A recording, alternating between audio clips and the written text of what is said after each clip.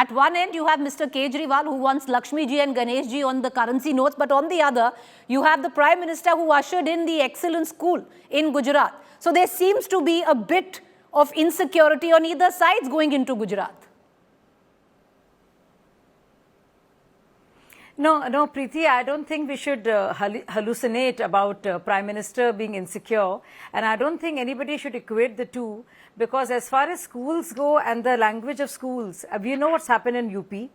We have been way ahead. So if you think that Prime Minister is talking about the excellent school because of Kejriwal or Manish Sisodia, which of course Sisodia and Arvind were only doing to cover up the rampant corruption on the liquor policy, you've got another one coming. So I would really ask you to desist and refrain from putting Narendra Modi ji and Kejriwal on the same page, one.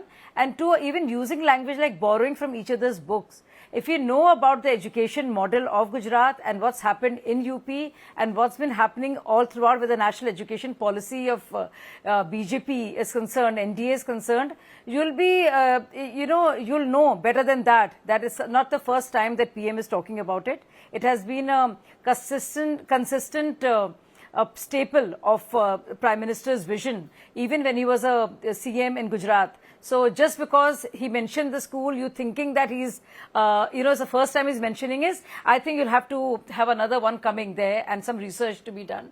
So it's nothing to do with Kejriwal ji or whatever hoax of a model that education model is. That also we've exposed few times. What is wrong with what Arvind Kejriwal is doing? To play the devil's advocate, you're looking at the lay of the land, especially where Gujarat is concerned. You have to bat on the pitch where the BJP is strongest in Gujarat, which is the pitch of Hindutva. You're not trying to outbat them, but you need to at least be able to knock out a few if you have to take the space of the Congress.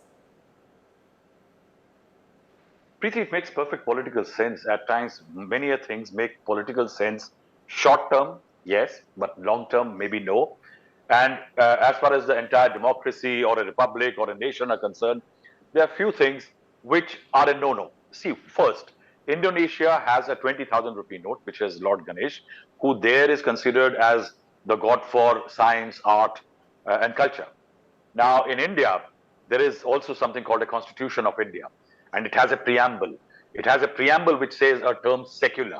Now, once you have secular, how can a currency note, which has to be handled, used, promised by the state to almost every citizen following any religion in this country or not following any religion, how can it be conveyed to them that there should be gods and goddesses on currency notes? Second, currency notes are handled in many ways and they are mishandled in many, many more ways.